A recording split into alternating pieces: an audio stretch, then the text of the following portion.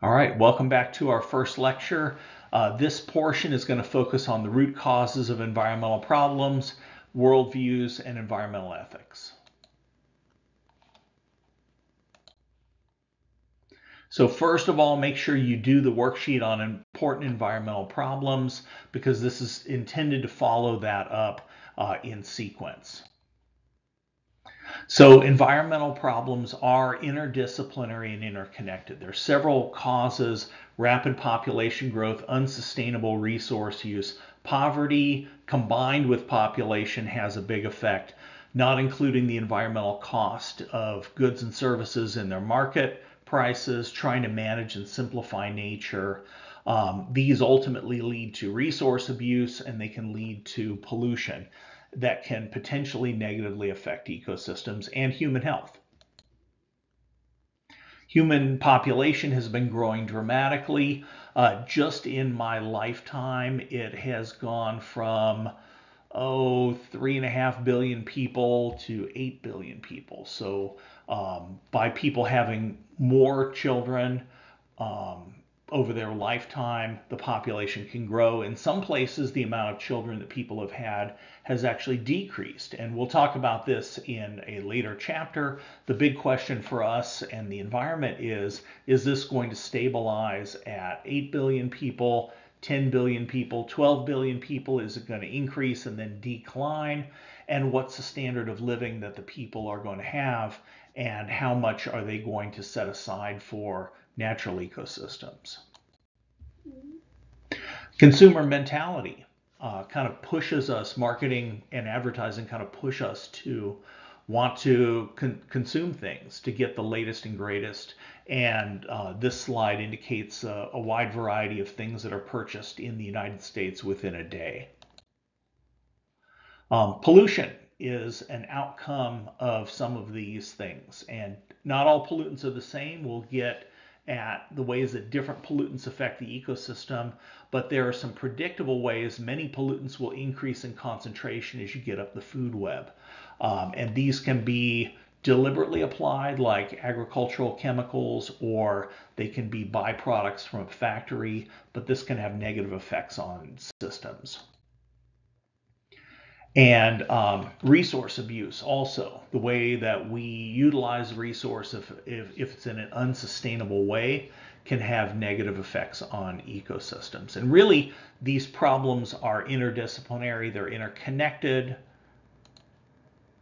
And I refer to them as the three root causes of all environmental problems, with other things like poverty affecting population, those sort of things, environmental justice as a population-centered issue, but then it affects the way that we are exposed to different pollutants and things like that. Ultimately, the environmental impact is a combination of these factors: population of an area times the per capita resource use and the per capita pollution. So the per capita is the amount that each person generates on average. So as an example, if we look at the ecological footprint for the United States, it's much higher because we have a high amount of resource use per person. So the units are given in hectares. A hectare is like 2 football fields. So if we have 9.6 hectares, that's approximately 20 football fields worth of the cropland to grow our food, or in some cases grow the food that our food eats. If we're eating beef, it's probably raised on corn. And so you have to account for both the acreage for cropland as well as the cows themselves. Lumber, mineral extraction, etc. The United States has a really high effect. The per capita effect in India is much smaller, and in the Netherlands it's kind of in between.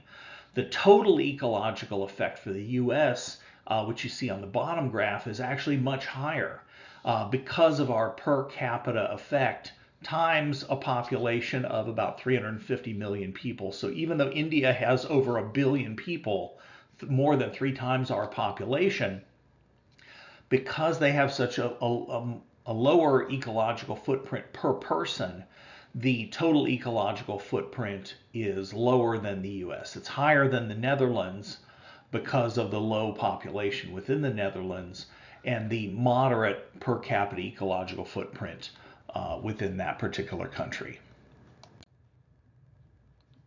So if we look at how this has changed over time, our use of resources has basically increased, and some would argue that we've basically reached a point where the Earth has no capacity to absorb all of the pollutants that we are releasing and the resource extraction that we have. Others would put the number at 8 billion or 10 billion if we exceed 10 billion people, but it all depends on what's our level of resource use.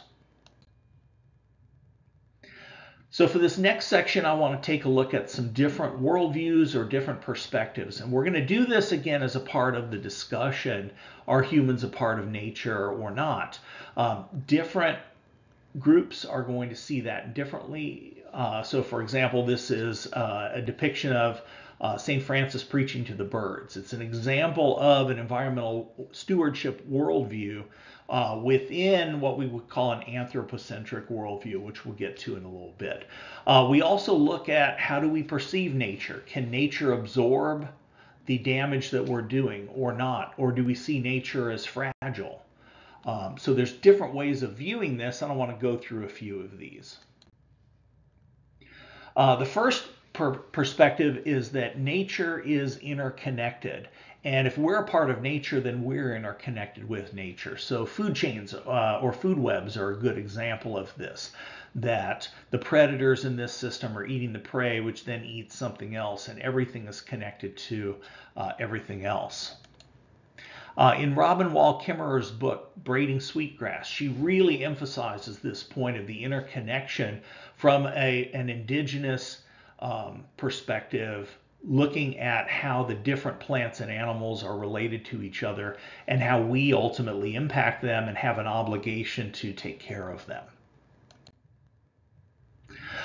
Here are some examples from your textbook of different ways of viewing how ecosystems work. The first is what we call a benign/perverse perspective. And this means that nature usually promotes well-being and provides resources, as long as we stay within certain parameters. And this is shown as a marble within a cup. So the marble tends to roll downhill, and as long as you stay within these parameters and don't abuse nature too much, it should revert back to where it was. If you cut down a forest and you give the forest enough time, the forest can then grow back and remain okay. And all the plants that were there can ultimately come back and stay within that system. So that's benign, that it's not harmful, that it can promote us and help us and provide resources for us. However, if we disturb nature, it might not provide those resources or services. If we disturb it enough, it's going to shift that marble into an area that's, quote, not okay in this particular one, and then it doesn't provide those resources or services. If we clear cut a forest and all of the topsoil gets washed away, you're not going to be able to grow a forest back. And so there's a number of factors that relate to this. How steep is the topography? How much is erosion going to take place within that area? Do we allow smaller plants to come back and the successional processes to start? So that would be an example of perverse, where if we get out of the benign region, it can have adverse consequences for us. One way to look at natural systems is that nature is fragile. It exists in a delicate balance that can be easily disturbed. And this is depicted by the little cup in the middle being a little more shallow, so it's a little easier to push the marble out of the cup, versus the one at the top is a little bit more durable. And so some of us would see that nature is easily disturbed and can easily be put out of whack. Others would say that nature is very resilient to disturbance. It can basically absorb our pollution. It's going to be fine with anything that we throw at it. The reality is somewhere in between. There are some species and some ecosystems that are fragile, and there are others that are fairly durable. And the reality is probably more like the top depiction of this.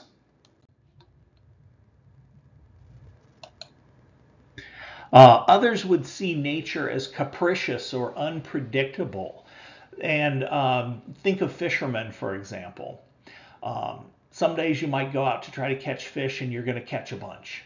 And other times you might go and not catch anything at all. And so it's unpredictable in terms of which state that's going to be. And people might view the system as we don't understand how it particularly works.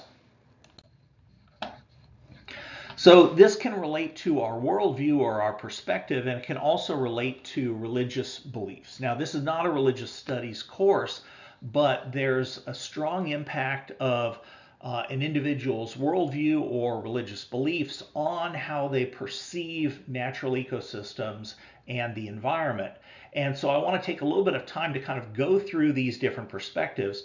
I'm not advocating that one particular belief system or structure or religious belief is correct or incorrect. I'm simply looking at how do different people from different perspectives view nature, and how do they then view the environment, and how does their belief structure and their belief system impact the way that they see the system. So someone can have any different type of belief system, as we'll look at, and potentially have positive impacts for ecosystems and the environment. So how might spirit religions or Native American beliefs, where different entities are given almost godlike status, one with that particular worldview might be more likely to be have reverence for nature, or to see the interconnections, or to be cautious in their use of particular things.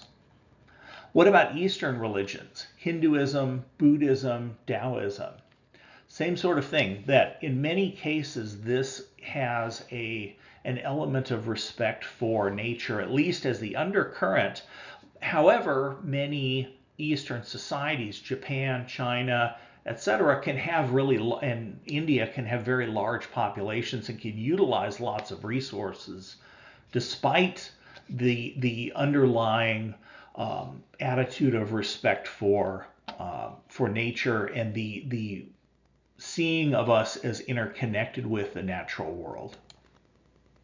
How about Western religions? How might they see that? Judaism and Christianity, which also forms the roots of Islam, are taught to have dominion over the earth, and we can be good stewards of the earth, or some have argued that then gives us the ability to take what we need, utilize the system, it's there for us. And so different people have those different perspectives. And even within a particular religious group, there are often different shades of perspective in terms of more pro-environment or not. What about non-religious people? You know, they're certainly going to have worldviews. They're certainly going to have beliefs that might be impacted by things. I like these examples that are given in your textbook. So read this section, chapter 9 in your textbook, and take a look at these examples. So what about non-religious people? This text from your book says self-actualization, materialism, and a coherent worldview associated with capitalism, free enterprise, economic growth, and the global economy have become major components of our worldview, whether we are religious or not, especially if people are not. Shopping has become a ritual. High priests are the economic advisors, multinational corporate executives, and entertainment celebrities. And such developments in our modern worldview have far-reaching consequences for how we see humans and the ecosystems interacting with each other. However, on the other hand, a growing number of people do feel a strong spiritual connection with the natural world, independently of whether they participate in organized religion. Some have invested their spiritual energy into green political movements. So just because someone's non-religious, they could see the world in different ways, but certainly we can argue that capitalism has a major influence on our society, and some people inherently feel, I need to respect the environment, I need to take care of the environment. So the two contrasting worldviews, anthropocentric and biocentric, and again, there's a gradient of different parts. I'm kind of exploring the two ends of this. An anthropocentric worldview would say that humans are not a part of nature. Humans are separate, humans are special, humans are somehow removed from the system. When we're in our cities, that is here, and then nature's out there. People with an anthropocentric worldview would have a utilitarian value. Utilitarian value is how can I utilize or use the natural world. The world exists for me to harvest the resources from it and then utilize those resources. However, a biocentric worldview would say humans are part of nature, that we're another organism, we're another species within the system, and that other non-human species have intrinsic values, the right to exist. Whether or not we can utilize them, whether or not we can put a dollar value on them or not, other species have the right to exist. So let me give some specific examples, and we can kind of examine where this falls on this continuum. Can you think of examples? Maybe write down a couple of examples that you can think of first off. One would be the frontier mentality. As the United States developed as a nation, people initially settled along the East Coast and then moved toward the West, displacing the people that already lived there and exterminating the species that were there. The bison population used to range within the green area, and then it got restricted down to just the yellow and the two little black dots. The bison populations were greatly over-harvested for food, for pelts, and then for bones. The bones were then collected afterwards and used to ground up to make fertilizer because they're particularly high in phosphorus and calcium to help the growth of plants. So this is an example of bison skulls being piled up and people climbing on top of that. Just kind of depicts this this perspective that nature's there for the taking. It has roots in the concept of manifest destiny, that we're destined to take over and utilize and conquer areas. And I think now we would recognize this negative aspect of colonialism, and we would have a problem with it, and recognize that there's not an unlimited amount of resources for us to take. A contrasting worldview is the land ethic, and this was developed by the researcher and wildlife biologist Aldo Leopold, and it was best articulated in his book, A Sand County Almanac and Sketches Here and There. In the chapter on the land ethic, he basically articulates this different way of viewing the system, that all components of the environment are part of a community. All members of the community merit ethical consideration. That just because we can't assign a dollar value to that, or just because this is not a human component of the system, it still has value and it still deserves our ethical consideration. He said in that chapter, a thing is right when it tends to preserve the integrity, stability, and beauty of the biotic community, and it is wrong when it tends otherwise. So he's assigning ecological right and wrong based on how we treat the ecosystem. And that's a different perspective in is it good compared to is it good for me. A stewardship ethic kind of falls in between.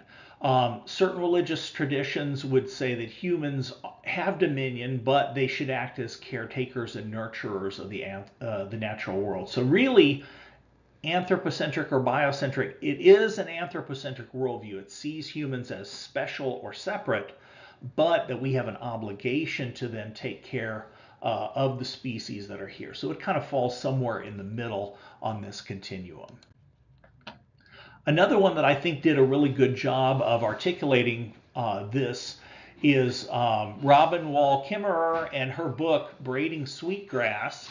In it, she describes the reciprocal relationships in nature and then with nature. So the ways that humans interact and need to interact in a reciprocal way where we benefit nature and nature benefits us, and we recognize the benefits that we get, but also the obligations that we have to take care of them, as well as those relationships that occur within natural ecosystems or agricultural ecosystems.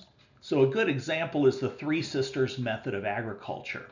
And she gives this as an example early in her book, as native tribes recognized that they could get more productivity and have better agricultural benefits by growing these three plants together: corn, beans, and squash or pumpkins.